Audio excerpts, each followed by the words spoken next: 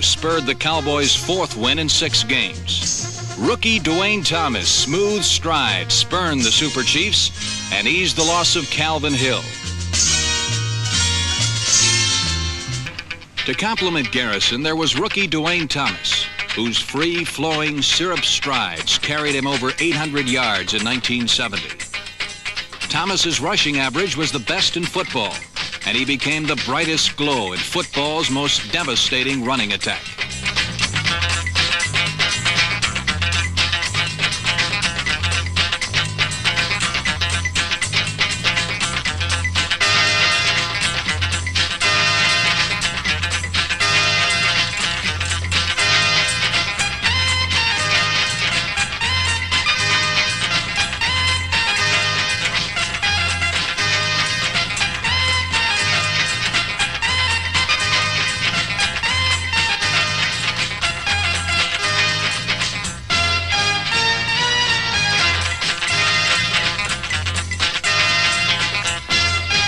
Duane Thomas, a new explosive element in an old formula for victory.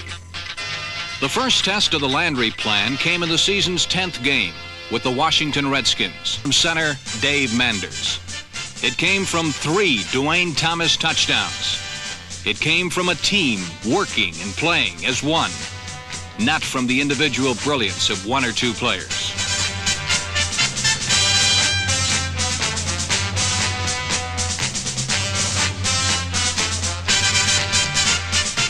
Offense that converted these gifts into touchdowns.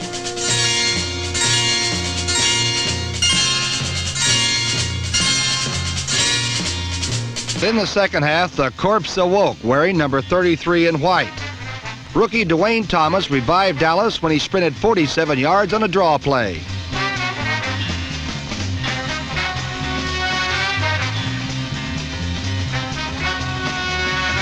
Another view shows that Kansas City was unaware and unprepared for Thomas's speed as he blazed and limp-legged his way to a score.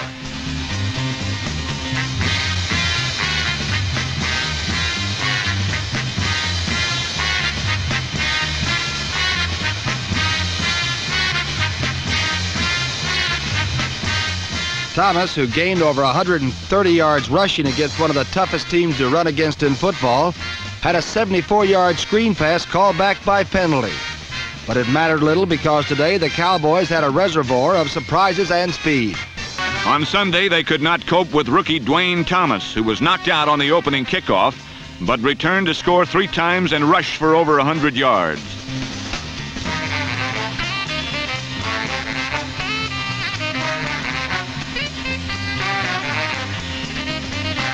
Thomas has the power to blast free from traffic and the speed to burn by defenders with a tackling angle.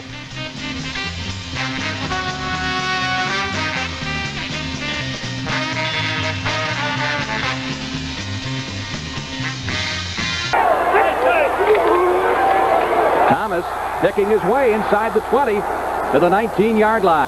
2nd and 10. Thomas to the 50. To the 45, Duane Thomas is close for the first down at the 44-yard line. Thomas on the draw play is close for the first down at the 15. You got a good memory. 3rd and less than a yard, and Thomas has the first down at the 16-yard line. 2nd and 10. Thomas to the 20, to the 25, and Duane Thomas. And for the Dallas Cowboys at the 27-yard line. Thomas sees the hole closed to the inside, breaks to the outside, caught by Uyghur at the 39-yard line, but not before he picked up 7 yards. Wants a little quiet from the 73,000 plus here. Gives to Thomas behind John Nyland. Thomas pulls his way to the 28-yard line. 2nd and 5. Dallas from the 28-yard line. Thomas gets a good block from Garrison and is close for the first down at the 34. And from its 34. Leading 3-0. Thomas going outside to the 40. Up to the 45-yard line. Out of bounds at the 48. That's another Dallas first down. And that'll put Thomas over 100 yards rushing for the day. Watch number 73. That's Ralph Neely, the left tackle. He's out in front of this. And The Cowboys wasted little or no time attacking the vacated spot by Wayne Walker. Ed Mooney is chasing. He's number 62. I would have to speculate that that would have been his assignment to turn that sweep back. 3rd and 1 from the Lions 43. Thomas to the 40, to the 35. Last man with a shot at him was number 48, Tom Vaughn, who saved the touchdown as Dallas picks up the first down at the 28. Lions have averaged getting up just 82 yards per game. On 2nd and 3, Thomas. He'll be close for the first down once again at the 18-yard line. Rucker in motion left. This is Duane Thomas. And the Cowboys have crossed into 49er territory at the 48-yard line, where Mel Phillips moved the brilliant first-year running back out of bounds. This is Duane Thomas. And he's out close to a first down around the 30-yard line.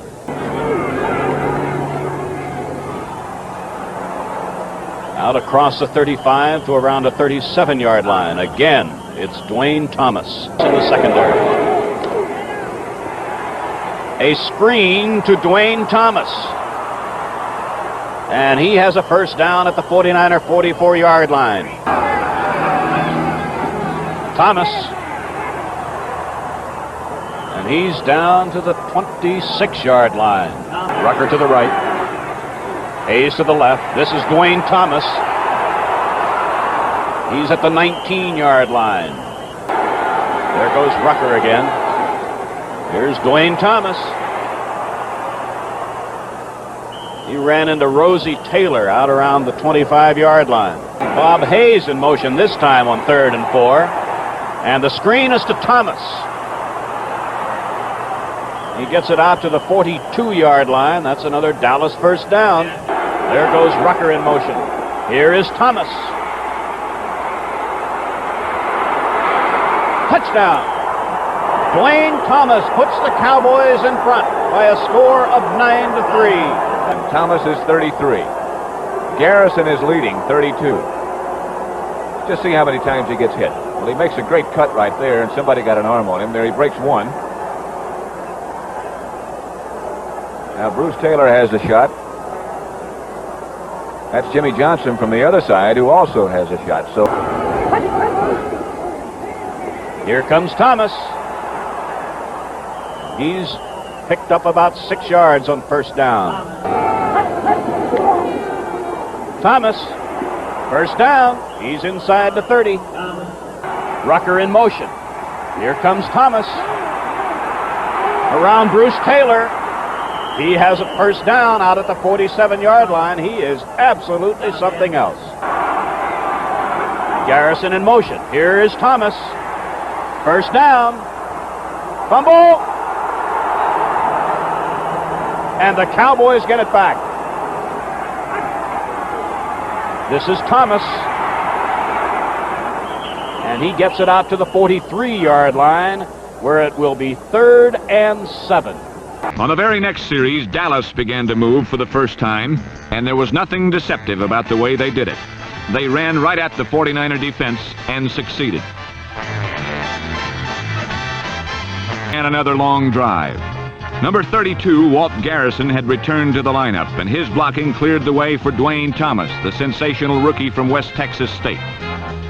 Some people think the Cowboys used psychology to pick Thomas number 1 because of their low order in the draft.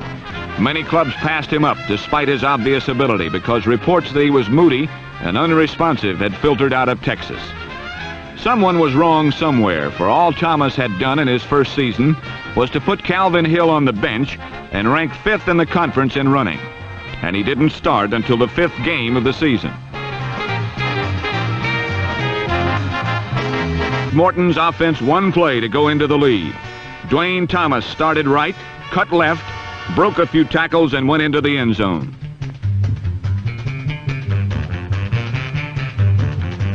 On a repeat, watch the Cowboys' right guard, number 61, Blaine Nye, screen his man out, opening a hole for Thomas to cut back through, as the Cowboys' offensive line was truly superb and deserves much of the credit for Dallas' fantastic comeback this season. Repeating the score from yet another angle, watch number 57, Frank Nunley, follow the flow of the play to his left, then be fooled by Thomas' quick cutback against the grain. Thomas then broke attempted tackles by number 52, linebacker Skip Vanderbunt, and number 37, Jimmy Johnson, on his way to the biggest touchdown in his short career. A touchdown that gave Dallas a 10-3 lead. Drive was perhaps the most frustrating of them all for the 49ers, even though it would not end in a score. First, Duane Thomas' fumble popped right into the hands of teammate Reggie Rucker for a first down. Then Thomas' deceptive speed became apparent to everyone, especially to number 44, Bruce Taylor, as Thomas beat him around end for another first down. On 3rd and 4, again fumbled after getting the first, but again the Cowboys recovered. 3 times the 49ers had a 50-50 shot at the ball on this drive, and 3 times they lost.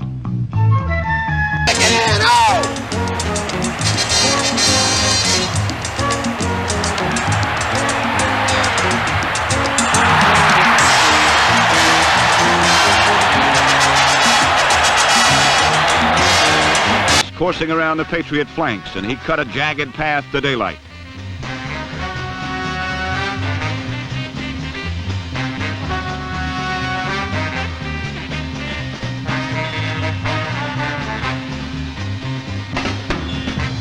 While Thomas' 56-yard touchdown provided the impetus, And the roughhouse running of Duane Thomas, the Cowboys' prodigal son, Dallas took a 7-0 lead.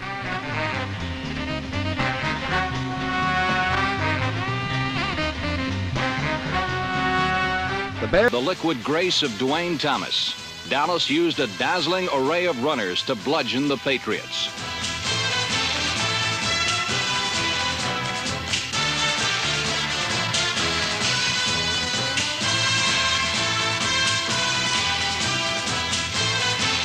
Stubborn defense blended with a conservative offense combined to defeat the Eagles as Dallas won its second straight, 20-7.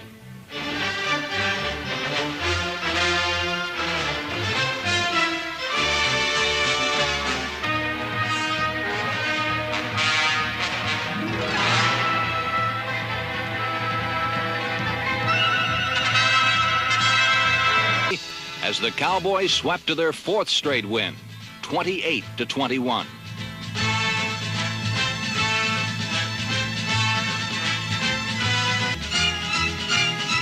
Using every weapon in their season's final game, the Cowboys blazed to a championship on the flashing feet of Duane Thomas, who scored 4 touchdowns in the 31-12 rout of St. Louis.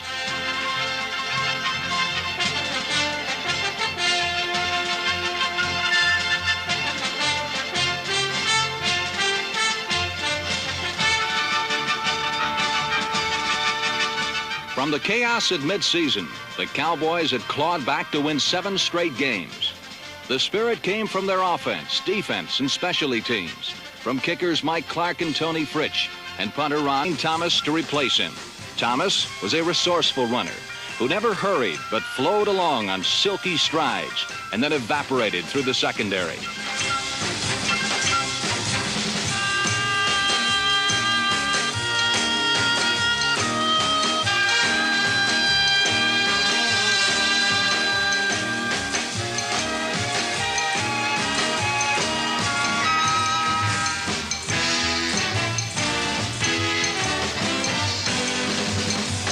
The offensive line caved in the purple gang, and Duane Thomas ran through the breach.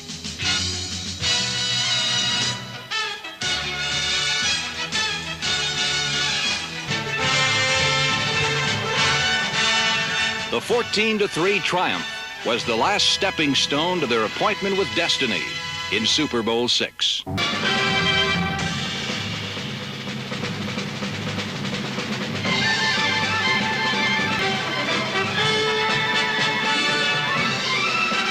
Duane Thomas scored the second touchdown. Show when one player turns summer camp into a circus.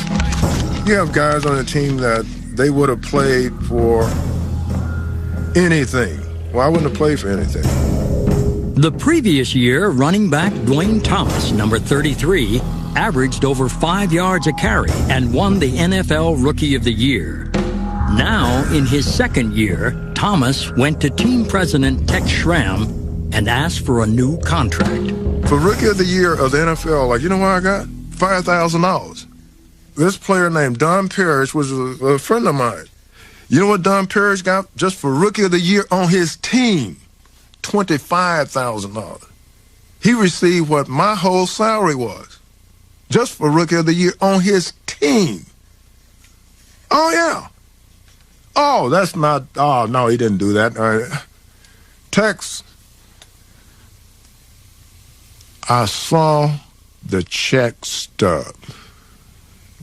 The Cowboys knew I need money. I mean, my rookie year, I was broke.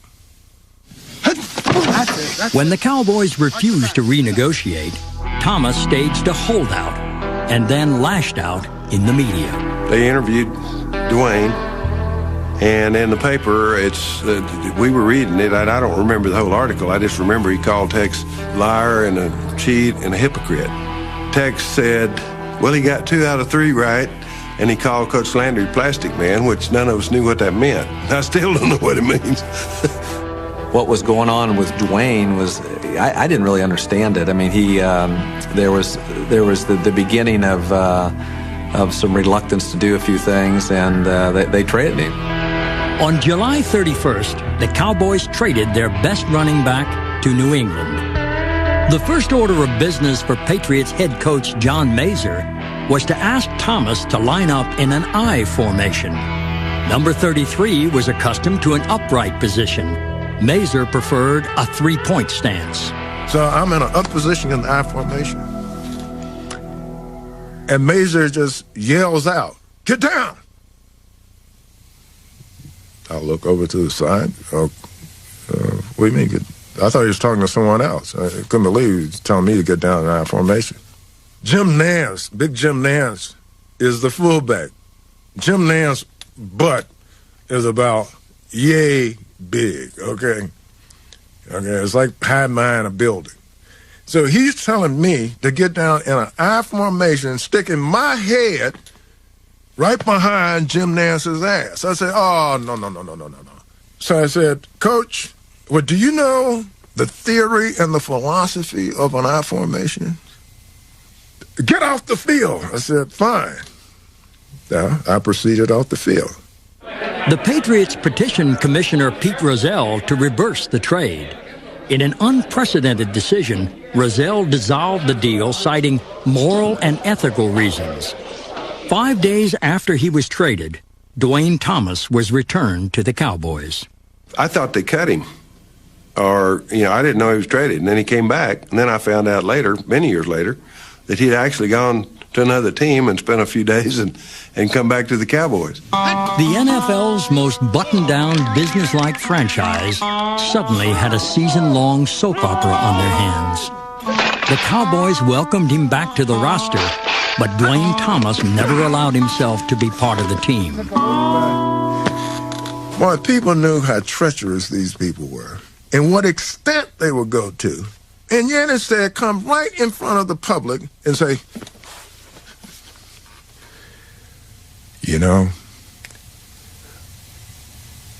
we really love having Duane here, and we're doing all that we can within our powers to screw him in his ass, okay?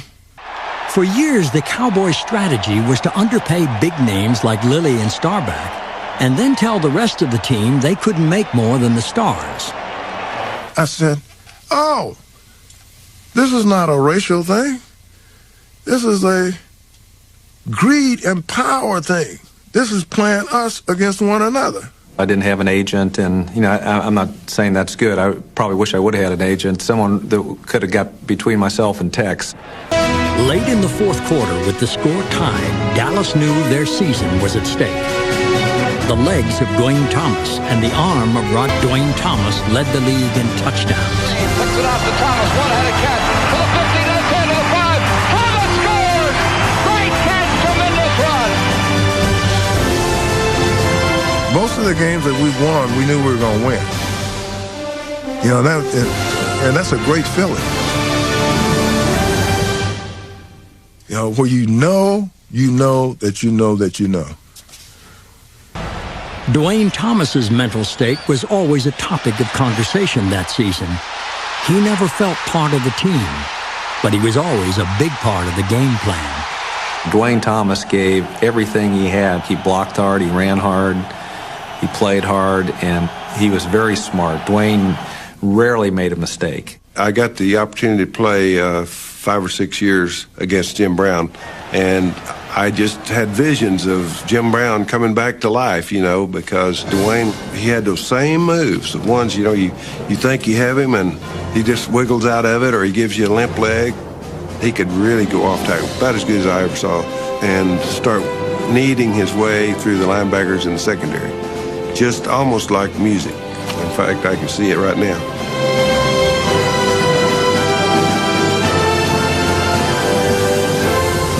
Some players do their talking on the field.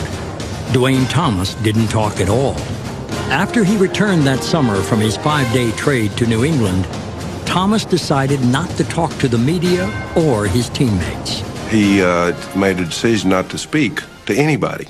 I mean, one guy asked him how he was feeling. He said, "Are you a doctor?" I mean, these are what he replied to us when we asked him questions. So personally, I just always, every day, made it a point to say, "Hi, Duane.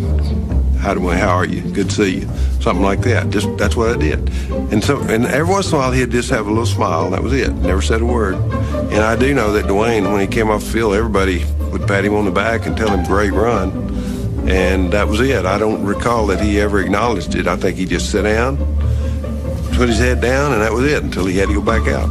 He kind of got away with some things that, you know, you would think that Coach Landry, but he really didn't break the rules. I mean, he didn't come late to meetings. He wasn't late to practice. I didn't come in with the attitude of disruption. However, when I exposed my true personality, it was disruptive to other personalities on the team, but it was not disruptive to the performance of the team. One Cowboy in particular bore the brunt of Thomas's peculiar personality. Backup running back Dan Reeves shared a position with Thomas, but rarely shared a civil moment. Dan was a player coach at that particular point in time, and so he was calling roll. Now, we down to the regular team here. And he opens his roll book up, you know, Jethro, Pugh, Bob Lilly, Tom Stensick, and he goes on, and then he gets to Duane. Duane. Duane. Don't you see me? And he just kept going over and over, you know, like some nincompoop. And I'm sitting up there, I mean, how dumb can you be? Jordan here, Pugh here, so forth. And he might go, or something. A little bit of rebellion there, I know, but we'd always look at him and shake our head. But I'll tell you, get him on the football field. Try formation against the Thomas. Duane to the 10, to the 5. Thomas scores for the Cowboys. Thomas, 13 and a half yards for a touchdown. Ball at the 2. 9:31 remaining. Staubach pitches out to Thomas around left field. There goes Duane. Touchdown. There it is. The Cowboys are the champions. The Cowboys will go to the Super Bowl. It was a big win, but the mission hadn't been accomplished. Even though we had taken a step, we still had that tag of Dallas can't win the big game. Tom was always talking about Nick Buoniconti, Nick Buoniconti, Nick Buoniconti. Oh, man. Okay, I said, hey, this white boy can't be that great. Yeah. The film work paid off. Duane Thomas led the Cowboys with 95 yards rushing. As a team, they piled up a record 252 yards on the ground. The Cowboys disguised their runs and had Buoniconti, number 85, going the wrong way all day. The ball would start this way, the defense would start pursuing, and then the ball carrier would cut back, and our offensive lineman would literally shove their lineman the wrong way. It was just incredible to watch how really a game plan could come together. At the 3, pitch out to Thomas. Duane cuts inside the 5 with a 2 and a touchdown. How are you? All right. My name's Tom Brookshire, and it's nice to talk to you. And behind you is a fellow that used to run over me for a living, the great Jimmy Brown. How are you, Jim? Hi, Tom. How are you? Duane, you do things with speed, but you never hurry. A lot like the great Jim Brown. You never hurry into a hole. You take your time, make a spin. You still outrun people. Are you that fast? Are you that quick, would you say? Evidently.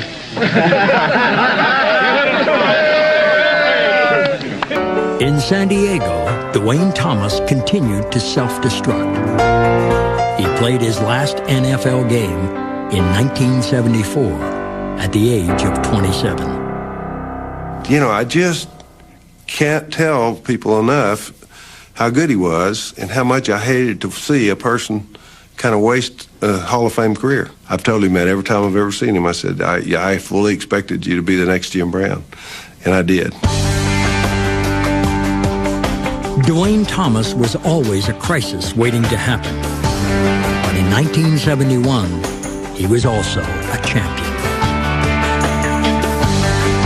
When it comes to America's team, controversy and success go hand in hand. Every Super Bowl Dallas has won. Every last one. There's been controversy. The controversy was with Duane Thomas. The controversy was with Thomas Henderson. The controversy was with what? Jimmy Johnson and Jerry Jones. And they won. And Switzer. But the thing is, the Dallas has never won without controversy.